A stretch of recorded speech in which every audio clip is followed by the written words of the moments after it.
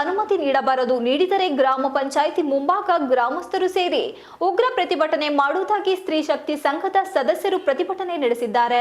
ಇಬ್ಬಿಡು ಗ್ರಾಮ ಪಂಚಾಯಿತಿ ಮುಂಭಾಗ ಮದ್ಯದಂಗಡಿಗೆ ಅನುಮತಿ ನೀಡದಂತೆ ಪ್ರತಿಭಟನೆ ನಡೆಸಿ ಮಾತನಾಡಿದ ತಂಡೆಕೆರೆ ಗ್ರಾಮದ ಮಾತಾ ಮಹಿಳಾ ಸಂಘದ ಸದಸ್ಯರಾದ ಲತಾ, ಅಂಬಿಕಾ, ಲಕ್ಷ್ಮಮ್ಮ, ಗಿರಿಜಾ ಮಾತನಾಡಿ, ಈಗಾಗಲೇ ನಮ್ಮ ಇಬ್ಬಿಡು ಗ್ರಾಮ ಪಂಚಾಯಿತಿ ವ್ಯಾಪ್ತಿಯಲ್ಲಿ 2 ಮದ್ಯದಂಗಡಿ ಇದ್ದು ಪ್ರತಿನಿತ್ಯ ಕುಡಿದು ಮನೆಗೆ ಯಜಮಾನರಲ್ಲದೆ ಕೆಲ ವಿದ್ಯಾವಂತರೇ ಕುಡಿದು ಮನೆಯಲ್ಲಿ ಪ್ರತಿನಿತ್ಯ ಗಲಾಟೆ ಮಾಡುವ ಜೊತೆಗೆ ನಾವು ಮಾನಸಿಕವಾಗಿ ನೊಂದು ಹೋಗಿದ್ದೇವೆ. ಈ ಗ್ರಾಮದಲ್ಲಿರುವ ಎಲ್ಲ 200 ಕುಟುಂಬಗಳಲ್ಲಿ ಸುಮಾರು 150ಕ್ಕೂ ಹೆಚ್ಚು ಕುಟುಂಬಗಳು ಕೂಲಿ ಮಾಡಿಕೊಂಡು ಜೀವನ ಸಾಗಿಸುತ್ತಿದ್ದೇವೆ.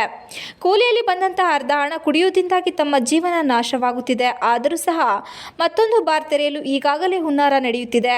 ತಾಂಡಗೆರೆ ಹಾಗೂ ಮುಖ್ಯ ರಸ್ತೆಯಲ್ಲಿ ಶಾಲೆ ಹಾಗೂ ಜನವಸತಿ ಪ್ರದೇಶ ಇರುವ ಇಲ್ಲಿಯೇ ಮದ್ಯದಂಗಡಿ ತೆರೆಯಲು ಅನುಮತಿ ಪಡೆಯಲು ಗ್ರಾಮ ಪಂಚಾಯಿತಿಗೆ ಅರ್ಜಿ ಸಲ್ಲಿಸಿದ್ದಾರೆ. ಒಂದು ವೇಳೆ ಬಾರ್ಗೆ ಅನುಮತಿ ನೀಡಿದರೆ ನಾವು ಗ್ರಾಮ ಪಂಚಾಯಿತಿ ಮುಂದೆ ಹಾಗೂ ಶಾಸಕರ ಮನೆ ಮುಂದೆ ಪ್ರತಿಭಟನೆ ನಡೆಸುತ್ತೇವೆ ಎಂದ ಅವರು, ಮುಖ್ಯ ರಸ್ತೆ 2 ಭಾಗದಲ್ಲಿ ಸಂಕೇನಹಳ್ಳಿ ಗಡಿ ಭಾಗದಲ್ಲಿ ಹಾಗೂ ಸುರಪುರ ಗಡಿ ಭಾಗದಲ್ಲಿ 2 ಅಂಗಡಿಗಳು ತೆರೆದಿದ್ದು ಇವು ನಮ್ಮ ಗ್ರಾಮಕ್ಕೆ ದೂರ ಇದೆ. ನಮ್ಮ ಶಾಲೆ ಹಾಗೂ ಗ್ರಾಮಕ್ಕೆ ಹೊಂದಿಕೊಂಡಂತೆ ಇರುವ ಸ್ಥಳದಲ್ಲಿ ಬಾರ್ ಅನ್ನು ನಿರ್ಮಾಣ ಮಾಡಲು ಹೊರಟಿದ್ದಾರೆ. ಬಾರ್ ನಿರ್ಮಾಣ ಮಾಡುವುದನ್ನು ನಾವೆಲ್ಲ ಗ್ರಾಮಸ್ಥರು ಸೇರಿ ನಿರ್ಮಾಣ ಮಾಡದಂತೆ ಮನವಿ ಮಾಡಿದರೆ ನಮ್ಮ ಮೇಲೆ ಉಡಾಫೆ ವರ್ತಿಸುವುದಲ್ಲದೆ ನಮಗೆ ಹಣಬಲ ಹಾಗೂ ಜಲಮಲ ಇರುವುದರಿಂದ ನಾವಿಲ್ಲಿ ಬಾರ್ ಅನ್ನು ನಿರ್ಮಾಣ ಮಾಡುತ್ತೇವೆ ಎಂದು ಉಡಾಫೆಯಿಂದ ನಮ್ಮ ಮೇಲೆ ಜಗಳಕ್ಕೆ ಬರುತ್ತಾರೆ. ಈಗಾಗಲೇ ಇಲ್ಲಿ ಬಾರ್ ನಿರ್ಮಾಣ ಮಾಡದಂತೆ ಗ್ರಾಮಸ್ಥರು ಶಾಸಕರಿಗೆ, ಜಿಲ್ಲಾಧಿಕಾರಿಗಳಿಗೆ, ತಹಶೀಲ್ದಾರ್ ಅವರಿಗೆ ಹಾಗೂ ಗ್ರಾಮ ಪಂಚಾಯಿತಿಗೂ ಸಹ ಮನವಿ ಮಾಡಿದ್ದೇವೆ. ಕೂಡಲೇ ಇಲ್ಲಿ ಯಾವುದೇ ಅನುಮತಿ ನೀಡಬಾರದು. ಪ್ರತಿನಿತ್ಯ ಗಲಾಟೆ ಮಾಡಿಕೊಂಡು ಸಾಯುವ ಬದಲು ಮಕ್ಕಳ ಜೊತೆ ಬಂದು ಎಲ್ಲರೂ ಸಹ ವಿಷ ಕುಡಿದು ಸಾಯುತ್ತೇವೆ ಎಂದು ತಮ್ಮ ದುಃಖ ತೋಡಿಕೊಂಡರು. ಅಲ್ಲದೆ ನಮ್ಮ ಗ್ರಾಮದಲ್ಲಿ ಸುಮಾರು 10 ಮನೆಗಳಲ್ಲಿ ಮದ್ಯವನ್ನು ಮಾರಾಟ ಮಾಡುತ್ತಿದ್ದರು. ಇದರ ಬಗ್ಗೆ ಗಮನ ಹರಿಸಿಲ್ಲ ಎಂದು ಆಕ್ರೋಶ ವ್ಯಕ್ತಪಡಿಸಿದರು.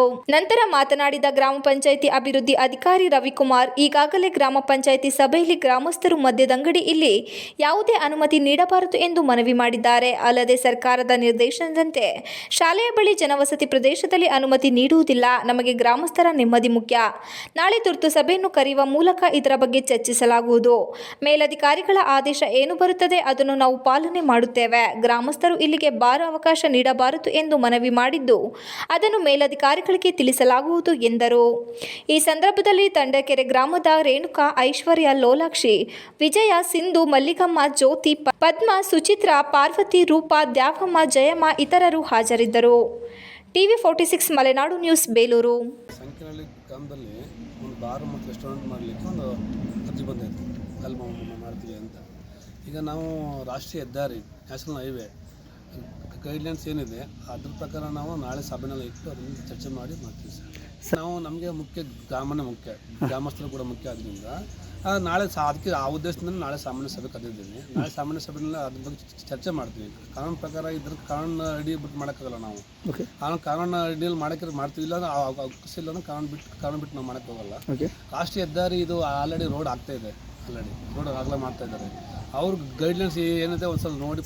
ಸಾರ್ವಜನಿಕರು ಕೂಡ ಮುಖ್ಯ ಆದ್ದರಿಂದ ಅವ್ರನ್ನ ಕೂಡ ಮನವಿಯನ್ನು ನಾವು ಪರಿಗಣಿಸಿ ನಾಳೆ ಸಭೆ ಅದನ್ನು ಕೂಡ ಮಂಡನೆ ಮಾಡ್ತೀವಿ ಬೆಳಿಗ್ಗೆ.